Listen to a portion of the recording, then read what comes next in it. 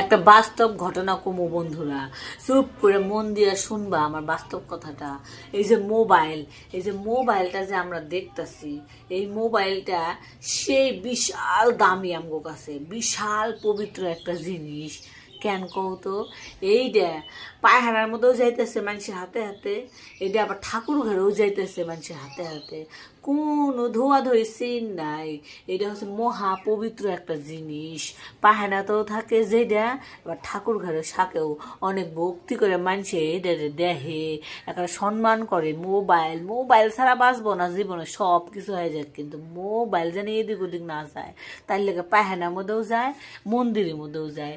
এটা নিয়ে কারোর মাথা ব্যথা নাই, কোনো সমস্যা নাই, কোনো নিয়ম নাই।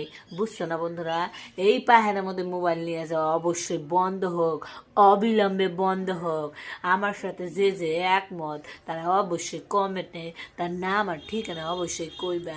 নেক্সট ভিডিওতে তার নাম আমি মেনশন করবো আমার ভিডিওতে।